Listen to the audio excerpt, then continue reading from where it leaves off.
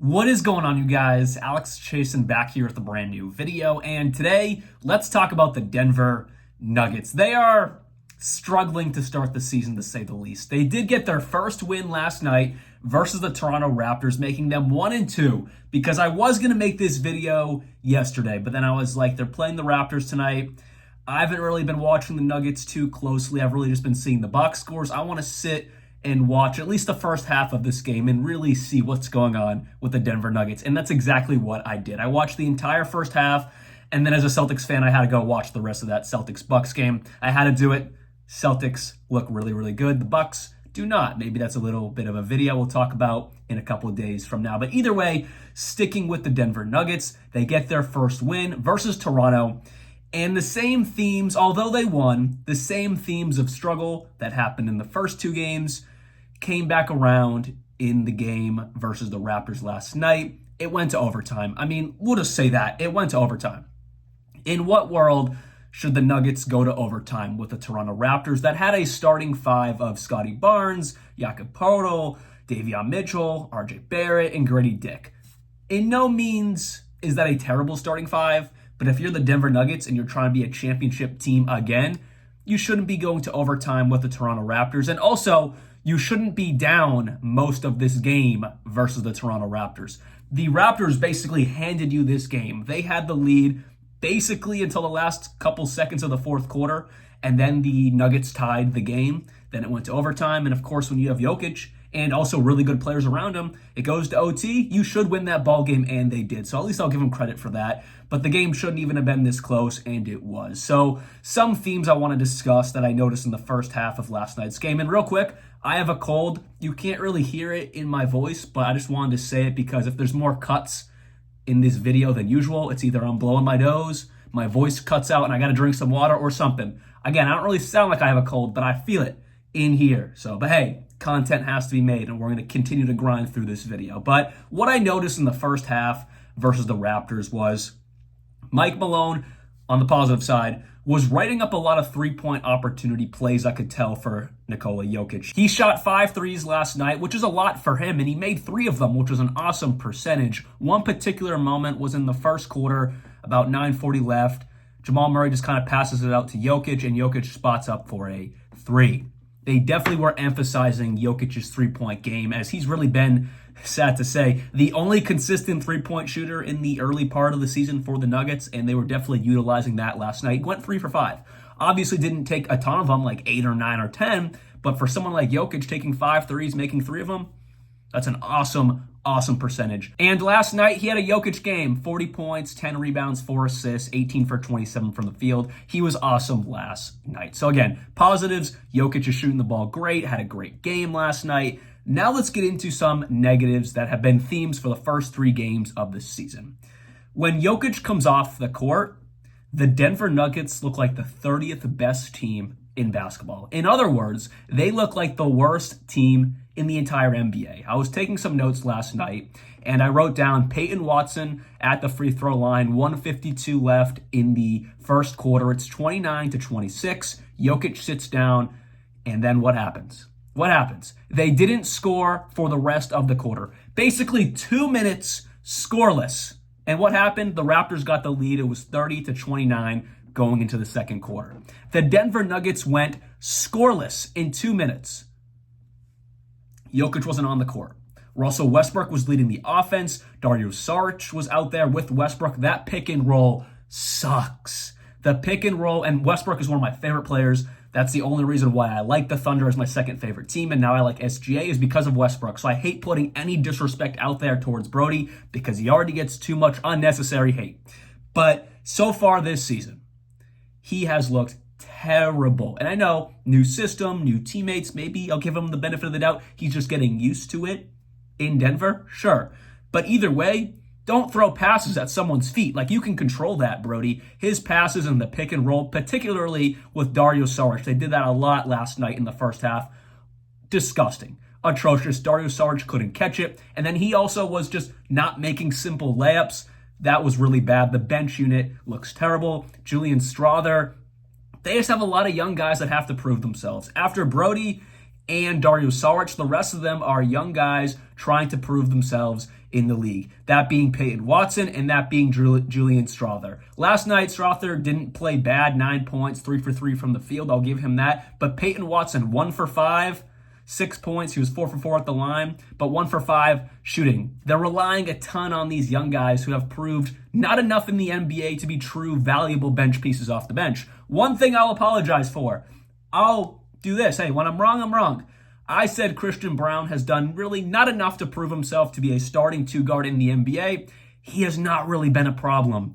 All the problems have been the bench unit and then just consistency issues with Aaron Gordon, MPJ, and also Jamal Murray. But Christian Braun, 17 points last night, 6 for 11 from the field. Game before, 11 points, 4 for 6 from the field. Or versus the Thunder, their first game of the season, he had 16 points, 8 for 15 from the field.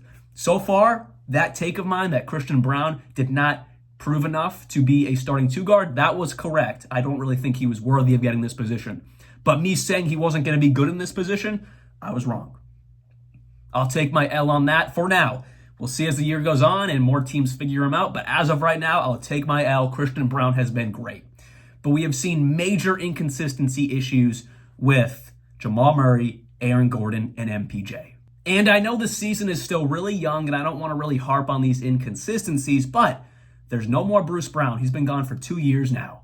KCP is no longer there. Their bench unit does not look like an NBA bench unit. You need your starting five to produce at a maximum level, and they haven't been. And that's what produced this 1-2 record, and that's what's produced a really close overtime, barely won game against the Raptors, also losing to the Clippers the game before without Kawhi Leonard, who knows when he'll be back.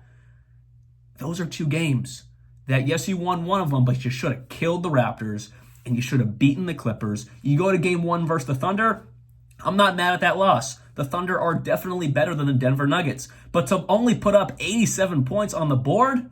Come on. 87 points?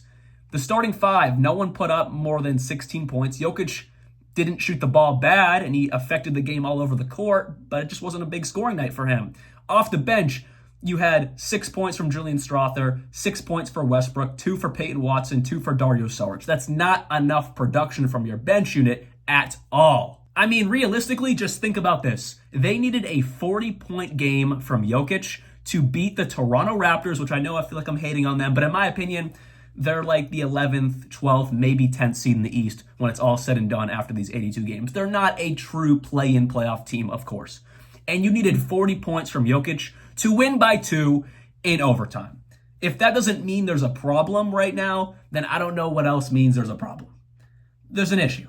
And as of right now, there is no one on this bench I can confidently put on the court and be like, yeah, this is going to go well. Just a really dysfunctional bench unit. It just looks like a terrible team. And last night they did do something where they left MPJ with the second unit. But still, MPJ is not going to be a playmaker.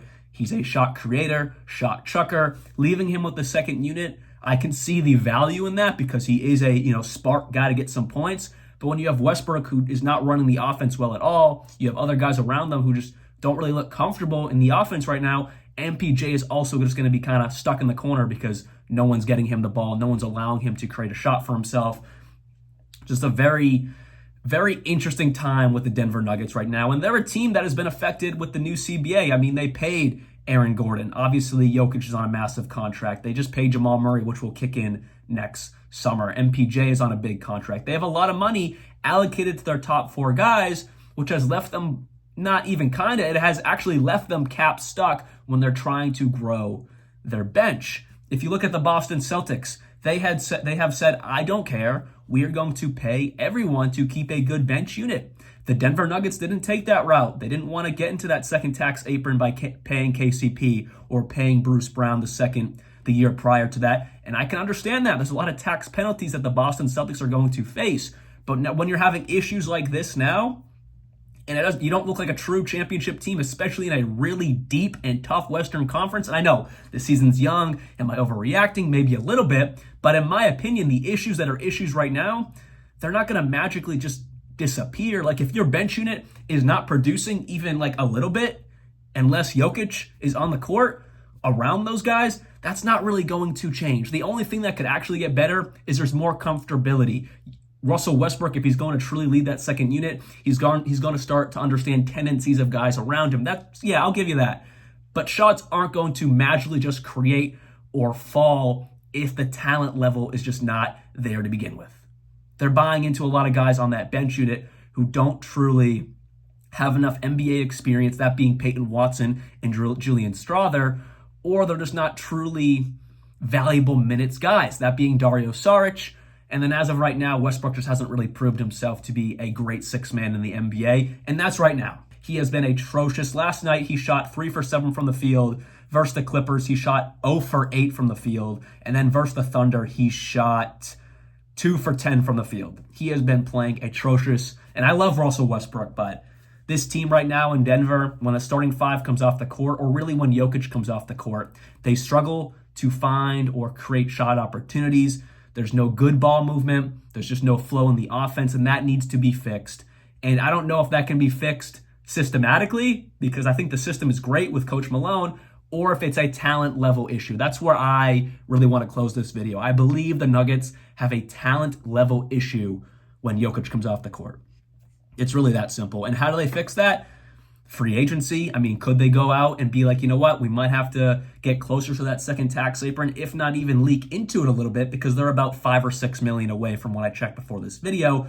Could they go out and get someone like Lonnie Walker, who the Celtics didn't want to pay because they would have got a $10 million tax penalty because of their cap situation? Could they look at someone like Lonnie Walker and be like, to even save the offense off this bench unit, it's worth going into that second tax apron, because if we get a spark like Lonnie Walker, maybe it gets us closer to being that true championship contending team again, because they're not super far off, but Jokic can't play 48 minutes.